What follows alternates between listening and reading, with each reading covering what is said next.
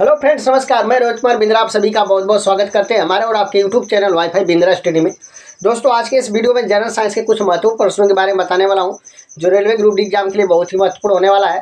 ज़्यादा बात नहीं करते हुए स्टार्ट करते हैं। प्रश्न नंबर पहला क्या है, ध्यान से देखिएगा। सबसे पहले प्रश्न नंबर पहले को पढ़ते हैं, ठीक है। प्रश्न नंबर पहला क्या है दोस्तों, जब कोई वस्तु बल की दिशा में 1 मीटर की दूरी पर 1 न्यूटन बल के द्वारा चलती है तो किए गए कार्य की मात्रा कितनी होगी। दोस्तों, कार्य पूछ रहा है, कार्य को दर्शाते हैं W से। ऑप्शन नंबर ए दिया 10 joule, option number B 100 joule, option number C 0.01 joule, option number D 1 joule दिया, ठीक है। प्रश्न एक बार फिर से समझते हैं। करा, जब कोई वस्तु बल की दिशा में 1 मीटर की दूरी, मीटर दिया मतलब यहाँ पर एस का वैल्यू दिया, एस का वैल्यू क्या होता है, एस का वैल्यू को हम मापते हैं मीटर में, ठीक है। दूरी पर 1 न्यूटन बल के, न्यूटन दिया है।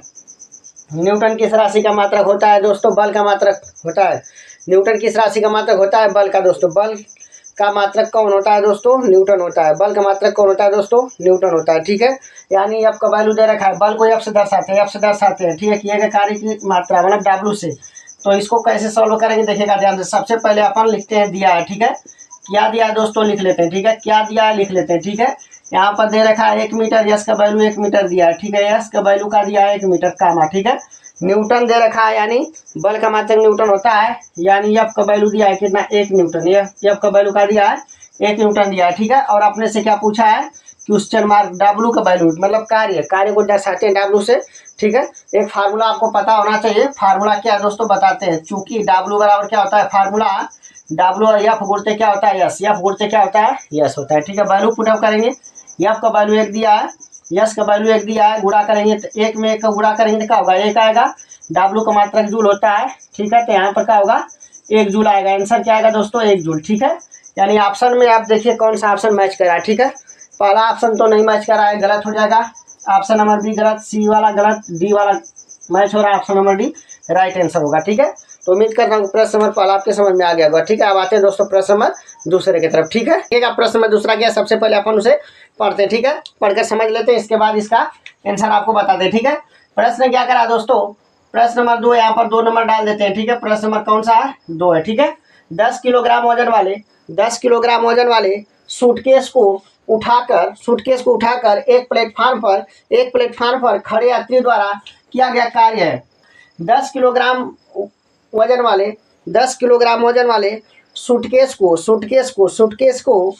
उठाकर सूटकेस को प्लेटफार्म पर खड़े यात्री द्वारा, ठीक है, किया गया कार्य। तो दोस्तों, अगर मैं सूटकेस को उठाकर प्लेटफार्म में खड़ा हूँ तो यहाँ पर विस्थापन क्या होगा दोस्तों, यहाँ पर विस्थापन शून्य होगा। यहाँ पर कोई भी कार्य नहीं होगा दोस्तों, यहाँ पर कोई भी कार्य नहीं होगा। जब विस्थापन नहीं होगा, यहाँ पर विस्थापन शून्य हो जा रहा है, ठीक है। तो कार्य क्या हो जाएगा, यहाँ पर शून्य। विस्थापन नहीं हो रहा है, कार्य शून्य होगा, ठीक है। तो इसका आंसर क्या बनेगा दोस्तों, याद रखिए। इसका आंसर जो बनेगा दोस्तों 0 जूल आएगा। क्या आंसर आएगा दोस्तों, 0 जूल, ठीक है। कार्य कब होता है दोस्तों, जब विस्थापन होता है। तो कार्य होता है। जब विस्थापन होता है तो वहां पर कार्य होता है। लेकिन सूटकेस को उठाकर मैं प्लेटफॉर्म में खड़ा हूँ, इस तरह से मैं खड़ा हूँ, कहीं नहीं जा रहा हूँ, मेरा विस्थापन मिल नहीं रहा है, ठीक है। जब विस्थापन नहीं मिल रहा है तो वहां पर कार्य क्या होगा दोस्तों, वहां पर कार्य शून्य होगा। समझ में? इस तरह से देखा जाए तो इसमें ऑप्शन नंबर बी क्या होगा, करेक्ट आंसर होगा, ठीक है। 0 जूल आएगा, ठीक है। उम्मीद करता हूँ कि दोस्तों प्रश्न नंबर दूसरा आपके समझ में आ गया होगा, ठीक है। अब आते हैं प्रश्न नंबर 3 की तरफ, ठीक है। तब तो बातें प्रश्न नंबर 3 की तरफ, ठीक है। ध्यान से देखिएगा प्रश्न नंबर 3 क्या है, सबसे पहले अपन उसे पढ़ते हैं, ठीक है। प्रश्न नंबर 3 क्या, ध्यान से देखिएगा। प्रश्न नंबर 3, 4.0 किलोग्राम द्रव्यमान की एक वस्तु क्षैतिज दिशा में 5.0 मीटर प्रति सेकेंड की गति से 5.0 मीटर प्रति सेकेंड की गति से बढ़ रही है। इसकी गति 10 मीटर प्रति सेकेंड तक बढ़ाने के लिए इस पर किया गया कार्य कितना होगा, ठीक है। ऑप्शन नंबर ए दिया 150 joule, option number B 100 joule, option number C 75 joule, option number D 50 joule, ठीक है ना। प्रश्न क्या है दोस्तों, 4.0 किलोग्राम द्रव्यमान की एक वस्तु क्षैतिज दिशा में 5.0 मीटर प्रति सेकेंड की गति से बढ़ रही है। इसकी गति 10 मीटर प्रति सेकेंड तक बढ़ाने के लिए किया गया कार्य कितना होगा। इस पर किया गया कार्य कितना होगा। ठीक है, तो सबसे पहले ध्यान देखिएगा इसमें किस राशि का मान दिया है, यम का वैल्यू दिया है और यह V1 दिया और यह V2 दिया। मीटर प्रति सेकेंड किसका मात्रक होता है, मीटर प्रति सेकेंड किसका मात्रक होता है, वेग का, जिसको हम दर्शाते हैं V से। ठीक है ना, यहाँ पर लिखेंगे क्या दोस्तों, ध्यान से। तो इसका सॉल्यूशन आप देखिए, ठीक है, बताते हैं आपको। यहाँ पर लिखें क्या, यम बराबर कितना दिया है 4.0 किलोग्राम। ठीक है, 4.0 किलोग्राम का मतलब होता है 4 किग्रा। ठीक है, और यहाँ पर V1 का वैल्यू दिया है 5.0 मीटर। ठीक है, और V2 का वैल्यू का दिया है 10 मीटर दिया है। ठीक है ना, तो दोस्तों यहाँ पर पूछा गया W का मान, तो एक फार्मूला आपको याद रखना होगा। फार्मूला क्या होता है, W बराबर 1/2। ठीक है, ये फार्मूला आपको रट्टा लगाना है। W बराबर होता है 1/2 गुणते यम, अब ब्रैकेट में V2 माइनस V1। ठीक है, क्या होता है दोस्तों, V2 माइनस V1, V2 का स्क्वायर माइनस V1 का स्क्वायर, ये फार्मूला होता है। ठीक है, कहता हूँ कि ये फार्मूला आपके समझ में आ रहा होगा। ठीक है, W बराबर हाफ यम गुणते V2 माइनस V1 का स्क्वायर, ये फार्मूला होता है।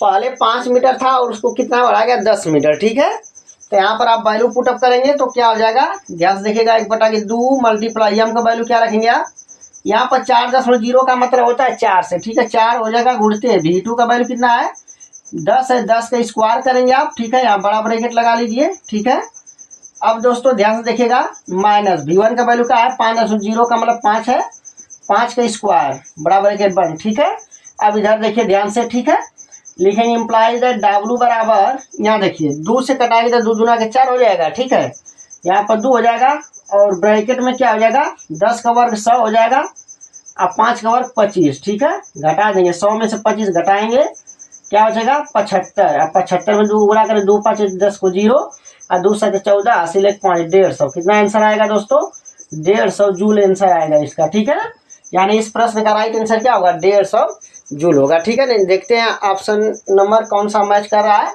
यहाँ पर पहला ऑप्शन मैच कर रहा है। ठीक है ना, right answer option number 1 correct answer है, यानी ऑप्शन नंबर 1 क्या है करेक्ट आंसर है। ठीक है ना, बी आंसर, यहाँ पर बी ऑप्शन गलत है, सी ऑप्शन गलत है, डी भी गलत है। ठीक है, तो उम्मीद करता हूँ दोस्तों कि प्रश्न नंबर तीसरा भी आपके समझ में आ गया होगा। ठीक है, अब आते हैं प्रश्न नंबर 4 की तरफ। ठीक है दोस्तों, बातें प्रश्न नंबर 4 की तरफ। ठीक है, ध्यान से देखिएगा प्रश्न नंबर 4 क्या है, सबसे पहले अपन उसे पढ़ते हैं। ठीक है, प्रश्न नंबर 4 क्या है, ध्यान से देखिएगा।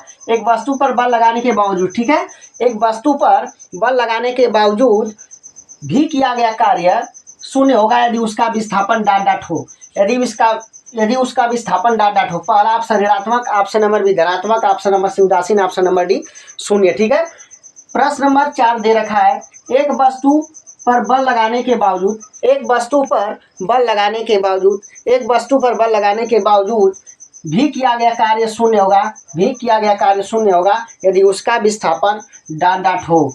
मतलब ऋणात्मक हो कि धनात्मक हो कि उदासीन हो कि शून्य हो। ठीक है, तो याद रखिएगा दोस्तों, इस प्रश्न का जो राइट आंसर बनेगा हम आपको बता देते हैं। ठीक है, ध्यान से देखिएगा, इसका जो राइट आंसर बनेगा दोस्तों वह बनेगा ऑप्शन नंबर डी शून्य। ठीक है, ऑप्शन नंबर डी शून्य। ठीक है ना, कहने का मतलब है एक वस्तु पर बल लगाने के बावजूद भी किया गया कार्य अगर शून्य होगा, किया गया कार्य शून्य होगा तो उस समय उसका विस्थापन क्या रहा होगा दोस्तों, उस समय उसका विस्थापन शून्य रहा होगा। यानी इस तरह से इसका ऑप्शन कौन सा सही होगा, option number D correct answer होगा। ठीक है ना, यदि वस्तु पर बल लगाने के बावजूद भी किया गया कार्य शून्य होगा तो उस समय उसका विस्थापन क्या होगा शून्य होगा। ठीक है ना, तो उम्मीद करता हूँ प्रश्न नंबर 4 आपके समझ में आ गया होगा दोस्तों। अब आते हैं प्रश्न नंबर 5 की तरफ। ठीक है दोस्तों, बातें प्रश्न नंबर 5 की तरफ। ठीक है, ध्यान देखिएगा, प्रश्न नंबर 5 क्या है दोस्तों, सबसे पहले अपन उसे पढ़ते हैं। ठीक है, प्रश्न नंबर 5 क्या है दोस्तों, ध्यान देखिएगा। एक लड़का 120 न्यूटन भार के एक बक्से को 2 मीटर की ऊंचाई तक, ठीक है, 2 मीटर की ऊंचाई तक उठाता है।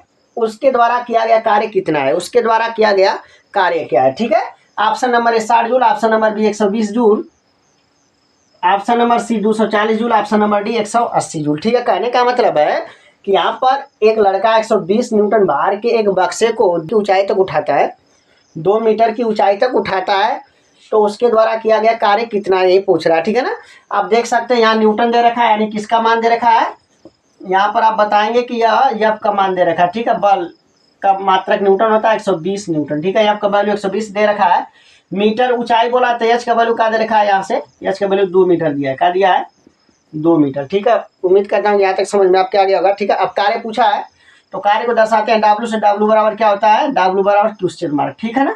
अब दोस्तों चूंकि आप जानते हैं एक फार्मूला क्या होता है, फार्मूला W बराबर क्या होता है, mgh, क्या होता है, mgh होता है, ठीक है।